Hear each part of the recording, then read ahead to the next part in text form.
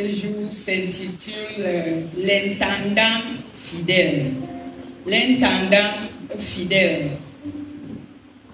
Et on vient d'écouter le parabole de Jésus. Et ce texte, c'est pour illustrer les derniers jours quand Jésus sera de retour.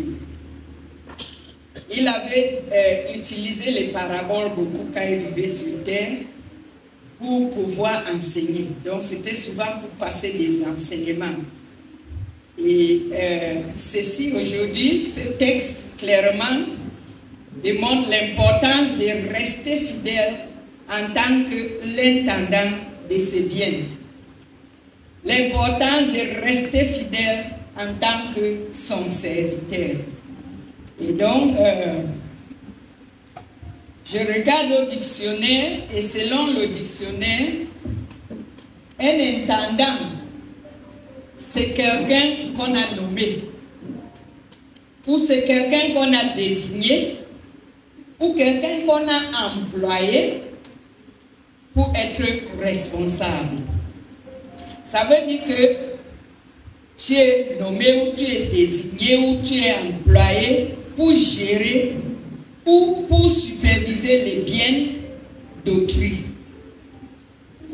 Ça veut dire qu'il y a un maître de ces biens et toi, tu es intendant et donc tu dois rendre compte au maître sur ces biens. L'intendant n'est pas propriétaire. L'intendant n'a même pas partage de nom sur le titre foncier. L'intendant, il gère et il rend compte. C'est un important message que Jésus voulait passer. Et il rend compte au maître à son retour. Bien aimé, depuis Genèse 2 au chapitre 7 et même au chapitre 15, on note que Dieu, dans son souffle, il donne son souffle de vie à l'homme, au verset 7. Et au verset 15, Dieu place l'homme dans le jardin d'Éden. C'était son jardin de plaisir, un jardin de bonheur. Il place l'homme là-dedans et il place l'homme pour que l'homme cultive cet jardin. Il place l'homme pour que l'homme garde cet jardin. Donc, un intendant de ce jardin-là. En Genèse 1, verset 26, il avait dit à l'homme de dominer la terre et de l'assujettir.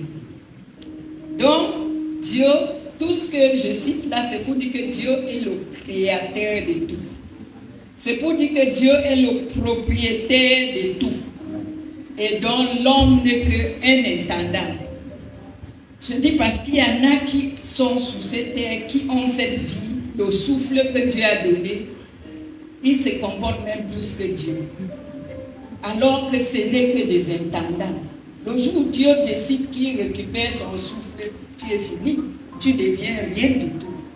Et donc, vraiment, en tant qu'intendant sur cette terre, on doit être toujours conscient de cela.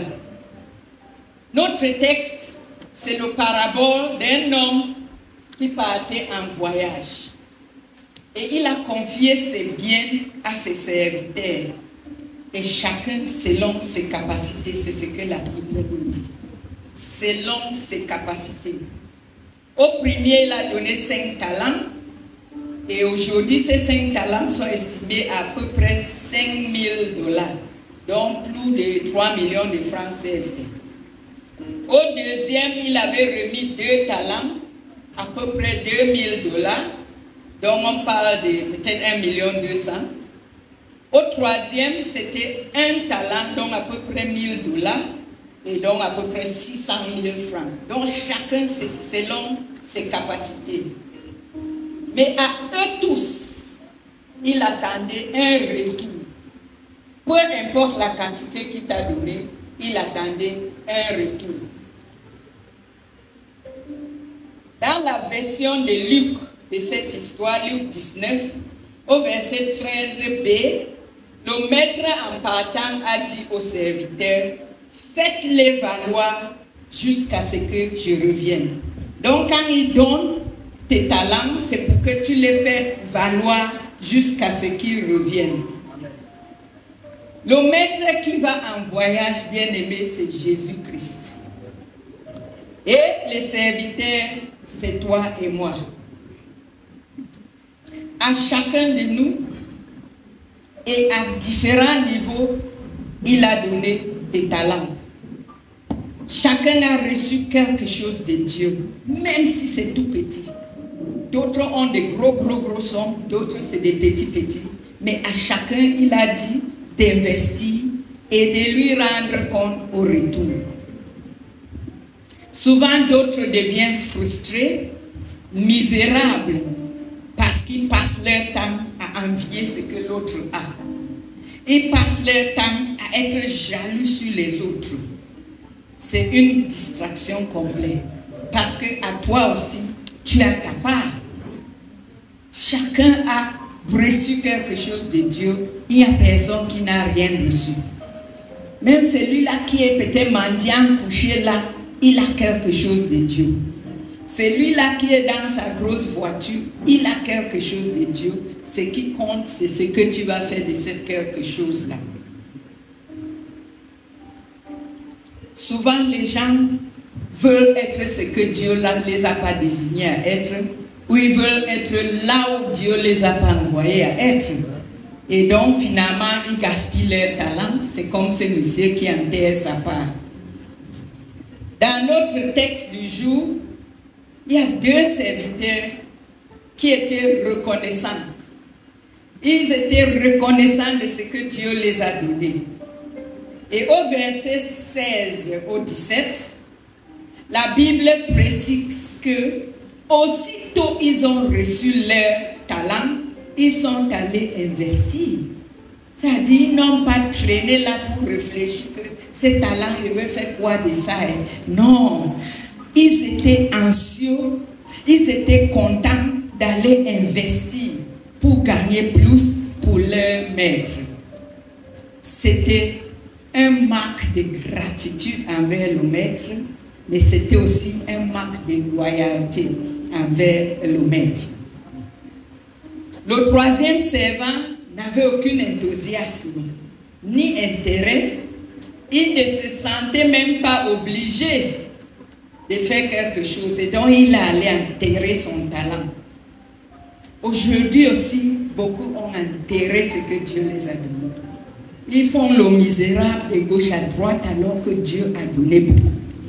J'avais lu une histoire sur WhatsApp où quelqu'un, je crois qu'il est mort dans un robe de chorale, de chantre, alors que c'était un évangéliste renommé, qui devrait être renommé, mais il voyait seulement que non, moi-même je peux être dans les robes de chorale là, je peux chanter là-bas, et finalement il néglige ce que Dieu l'a appelé à faire. Bien aimés, ne soyons pas comme ça. Parce qu'au retour du maître, quand les servants doivent rendre compte, tu dois dire exactement ce que tu as fait de ton talent. Dans notre histoire, celui qui avait reçu 5 talents a doublé. Il a présenté 10 talents à son maître. Celui qui avait reçu 2 talents a présenté 4 à son maître. Mais celui qui avait 1 a plutôt enterré et donc il n'a rien produit pour présenter à son maître. Ça, c'est dommage que le maître revienne et tu viennes même vide. Il y avait une chant qu'on chantait souvent à l'école secondaire où j'étais. Est-ce que je vais aller les mains vides pour rencontrer mon Dieu? Et c'est la question qu'on doit se poser. Est-ce que tu vas gaspiller ta vie pour ne rien présenter au maître à son retour? Chacun de nous a reçu quelque chose et Dieu attend un retour de cela. Il y a plusieurs leçons qu'on peut tirer de cette parabole. La première est que Christ reviendra. Et donc, on doit vivre une vie comme si on l'attendait. Parce qu'on doit rendre compte. Vivre une vie comme si on l'attendait, il s'agit de quoi? Ça veut dire que tu ne vis pas comme si Dieu n'existait même pas. Ça veut dire que tu es prête à donner cette vie-là à Jésus-Christ. Ça veut dire que tu es prête à accepter Jésus-Christ dans ta vie pour qu'il soit le maître de ta vie, pour qu'il soit celui-là, par la présence de son Saint-Esprit dans ta vie, qui ordonne tes pas. Pour qu'il soit celui-là qui guide tes pas. Et quand il guide tes pas, il n'y a pas moyen que tu vas chanceler. Quand il guide tes pas, il n'y a pas moyen que tu ne vas pas produire les fruits. Parce que tous qui sont fidèles à Dieu finissent par produire des fruits, même si c'est petit. Amen. Chacun reçoit du maître, c'est la deuxième leçon que je retiens. Chacun reçoit du maître selon ses capacités. Ne gaspille pas ton temps à comparer avec les autres. Il y en a de celui-là, il est réussi parce qu'on lui a donné de faire ceci ou d'être ceci, cela. Non. Il ne faut pas rester là, faire des compétitions ou des jalousies ou la haine et tout ça parce que tu crois que l'autre a mieux que toi. Non. On a donné à chacun selon ses capacités. Il y en a qui sont les pasteurs, il y en a qui sont les évangélistes, les enseignants, les avocats, les médecins, il y en a qui sont les cultivateurs, il y a même les bayam selam et tout. Chacun doit investir dans son, de son côté, dans son vignoble de Dieu et lui rendre compte demain. Donc c'est très important. Peu importe ce que tu es, Dieu attend le retour de toi. Si ce n'est que ça que chacun peut retenir aujourd'hui, Dieu attend un retour de chacun de nous. Et on doit rendre compte. Et ça veut dire que tu dois investir ta vie à servir Dieu. Amen. Amen. Autre chose, c'est que dans notre texte, les deux serviteurs qui ont investi et récolté plus ont été donnés et qui ont donné leur compte rendu à leur maître à son retour. À chacun des deux, le maître a dit, c'est bien, bon et fidèle serviteur. Donc, une autre chose que tu retiens, c'est que ta fidélité à Christ ne dépend pas sur ce que tu as reçu de lui. Parce que celui qui a eu 5 a reçu le message bien. C'est bien, bon et fidèle serviteur. Celui qui a reçu 2 a reçu le même message, sans même une plus ou un moins. C'est pour dire que c'est ta fidélité à Christ qui compte. Il s'occupe plus de l'investissement que tu as fait avec les fruits que tu auras produits. Le fait que les 2 serviteurs, celui de 5 talents et celui de 2 talents reçoit exactement les mêmes paroles de récompense provenant de leur maître, indique clairement que les récompenses du fait, non, c'est basé sur leur fidélité et leur loyauté et non pas basé sur la quantité de fruits produits. Puisque l'autre a produit, il a 4, l'autre a produit, il a 10. Et peu importe ce que tu as produit, tu as bien fait et tu seras récompensé.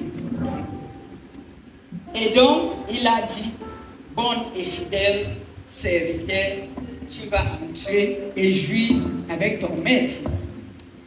Le serviteur qui avait enterré son talent, lui, il avait pris les ressources de son maître pour ne rien faire avec. Il ne l'a pas investi. Il n'a fourni aucun effort pour produire quelque chose. Les fruits pour son maître. Et c'était vraiment, on connaît l'histoire, on a suivi ce qu'on a lu tout à l'heure. Certains chrétiens et même non chrétiens sont comme ces serviteurs. Et rien de leur vie reflète Dieu. Et rien de leur vie reflète Christ. Et rien de leur vie reflète le royaume de Dieu. Parce qu'ils sont juste là. Tout c'est la bouche et la gueule et des condamnations et des critiques et des plaintes. Zéro effort. Et on reste là. Ceux-là, ils sont des chrétiens parce qu'ils sont frustrés. Frustrés quoi? Je ressemble à un frustré.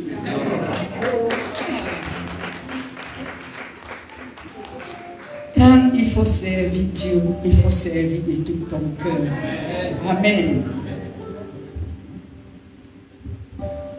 Notons que ce serviteur n'avait rien volé. Il n'a pas volé, non. On lui a donné, il allait enterrer. Il n'a pas volé. Il n'a pas tué quelqu'un. Il n'a pas commis l'adultère. Il n'a même pas commis un crime quelconque.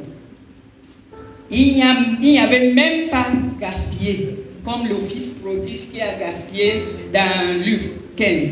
Cet serviteur n'a rien gaspillé. Il a gardé tout et il l'a remis à son maître.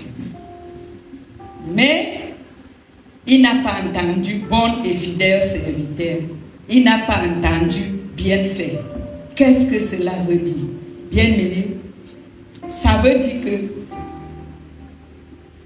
l'infidélité à Christ, ce n'est pas parce que tu as fait ceci ou cela. Ce n'est pas parce que tu as commis un crime.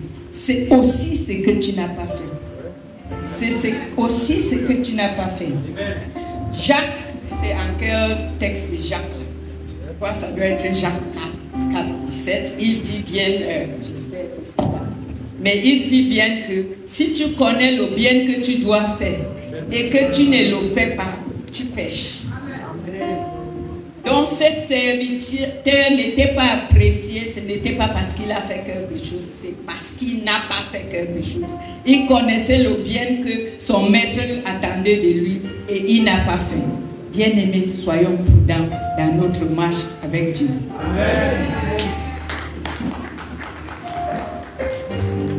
Beaucoup ont peur des responsabilités. D'autres, c'est la peur d'être jugé par les hommes. Et rappelons que c'est le jugement de Dieu qui compte, ce n'est pas celui des hommes. Les hommes vont vous voir critiquer et dire tout, mais si Dieu connaît que tu es l'homme droit, c'est ça qui compte. Il faut apprendre à fermer les oreilles à tous ces commentaires et vivre forcé devant avec ton Dieu. C'est important. D'autres ont peur de prendre un pas parce qu'ils ont peur d'échouer. D'autres ont peur d'être critiqués. D'autres ont peur d'être même mal compris. D'autres ne veulent pas se sacrifier, même un peu, ou de travailler un peu trop dur, la paresse. Bien-aimé, il y a toujours un prix à payer pour produire les fruits dans le royaume de Dieu. Ça peut être ton temps, ça peut être tes trésors, ça peut être ton argent. Ça peut être tes expériences, ça peut être ton savoir-faire. Tout ça, tu dois être prêt à sacrifier ça pour le royaume de Dieu. Et on ne doit pas compromettre cela. Rappelons que c'est Dieu le maître et toi tu n'es que l'intendant. Et quand tu es l'intendant qui compte sur son maître, tu prends des pas devant, sachant que le maître te soutient. Et vraiment, tu vas évoluer. Amen. Soyons fidèles. Quand tu es fidèle avec un peu, il a bien dit dans sa parole, tu seras fidèle avec beaucoup. Quand tu es malhonnête ou injuste avec un peu, tu seras malhonnête ou injuste avec beaucoup. Là, c'est la parole de Dieu, Luc 16, 10. Dieu n'a pas besoin que tu sois parfait, pas du tout. Est-ce que tu peux être parfait? Mais il demande ton obéissance et ta fidélité. Donc, quand tu peux obéir à sa parole, à ses commandes, tu es fidèle à cela, c'est que tu vas faire le reste. Tu vas produire les fruits dont il attend de ce qu'il t'a donné. Parce que ce n'est pas par ta puissance, ce n'est pas par ta force, mais c'est par la puissance de l'Esprit de Dieu. C'est ce que le prophète, c'est Osée qui a dit ça. Donc ton seul objectif devrait être de vivre pour sa gloire. C'est ça qui devrait être ton objectif.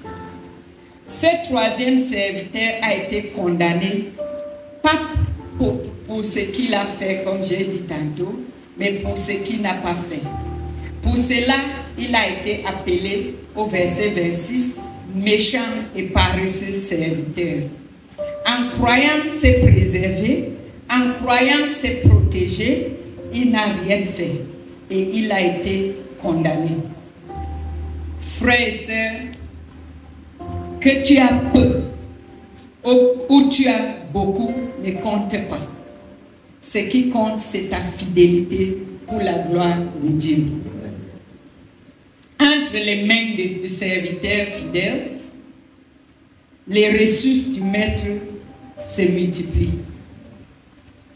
Sachant que rien ne peut se multiplier entre les mains d'un serviteur infidèle. Donc, peu importe la quantité des ressources, tu es appelé à être un intendant fidèle. Tu es appelé à investir le peu ou le beaucoup que Dieu t'a donné pour le royaume de Dieu. Tu es appelé à être loyal, tu es appelé à être consistant. Dans la Bible, il y a beaucoup d'exemples, mais on ne pourrait même pas citer. Je vois juste Dorcas. Elle faisait coudre les habits. Elle faisait ça pour les pauvres. Quelqu'un devrait rester dit que non, les autres là sont bien, ils sont dans les gros bureaux et tout. Moi, je suis là pour couper mon dos, pour coudre tous les jours. Je ne le fais pas. Mais on sait, on connaît l'histoire là. Dorcas a couru. Quand elle est morte, les pauvres ne sont pas restés tranquilles. Et à la fin, elle a été ressuscitée. Parce qu'elle a été fidèle avec ce qu'elle faisait. Joseph interprétait fidèlement les rêves. Et on connaît le reste de l'histoire. Il interprétait, même ses frères étaient jaloux et tout. Mais à la longue, parce qu'il était fidèle envers son Dieu en son interprétation, même dans le présent, c'est là il a interprété pour le roi. Et c'est comme ça qu'il est devenu le gouverneur d'Égypte. Un petit garçon, dans la Bible, on a lu ça, il avait 5 pains et 2 poissons. Il a choisi d'investir ça dans le royaume de Dieu. On connaît le reste d'histoire. Et Dieu, ça a nourri 5000 hommes. Hommes sans compter les femmes et les enfants. C'est pour dire que quand tu prends, tu investis dans le royaume de Dieu, il y a multiplication. Amen. Il y a multiplication. Et donc, bien aimé, chacun a reçu quelque chose d'unique à Dieu, peu importe de quoi il s'agit. Et chacun a la liberté d'investir comme il peut. Personne n'est forcé.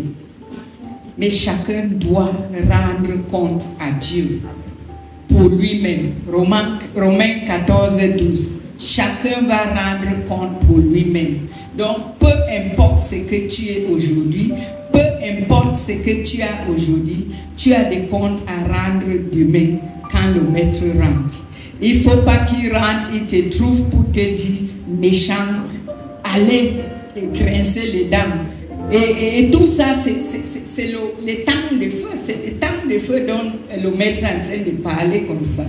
Donc, quand tu ne vas pas servir Dieu, tu vas finir dans les temps de feu. Et c'est une vie éternellement en train de brûler dans le feu. Je ne crois pas que quelqu'un veut ce genre de vie. Donc, vis aujourd'hui comme s'il y a éternité demain. Et la question qu'on doit se poser à chaque moment, c'est où est-ce que je veux passer cette éternité? Est-ce que je vais passer ça? Il a dit à ses serviteurs, entrez quoi? Comment je lis comme c'est dit? Il dit, entre dans la joie de ton maître. Est-ce que tu veux entrer dans la joie de ton maître demain, dans la joie de Jésus-Christ, ou est-ce que tu veux grincer tes dents dans les temps de feu? Chacun doit se poser cette question aujourd'hui. Chacun doit se poser cette question chaque jour. Où est-ce que je vais passer l'éternité? Est-ce que c'est dans le temps de feu en grinçant les dents, ou est-ce que ça sera dans la joie du maître? Le compte rendu, c'est au retour du maître. Apocalypse 22, verset 12 nous dit que Jésus revient bientôt.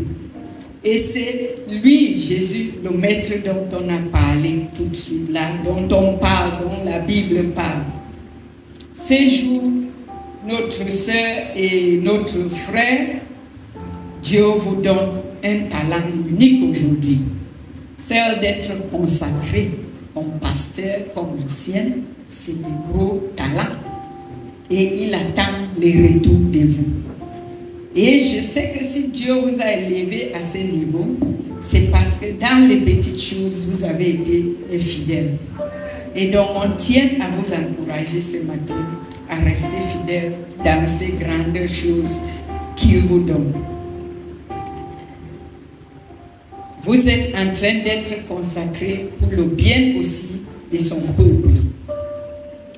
Vous avez été fidèles dans les petites choses. Dieu est en train de nous élever dans les grandes choses. La fidélité est ce que Dieu attend de chacun de vous. C'est ce que Dieu attend de tous ses serviteurs. La fidélité, c'est un marque de la foi et confiance en Dieu. Parce que si tu n'as pas foi en quelqu'un, si tu n'as aucune confiance à la personne, tu ne vas pas rester fidèle à la personne. Et donc, selon le texte du jour, c'est évident que quand on est fidèle à Dieu, on se multiplie, on gagne beaucoup pour lui. Vous êtes appelés à gagner beaucoup des âmes et beaucoup pour lui dans cette nouvelle élévation. Donc, un serviteur fidèle produit toujours des fruits, peu importe la quantité. Et la fidélité sans fruits sera détruite. C'est ce qu'on a appris encore ce matin, cet après-midi.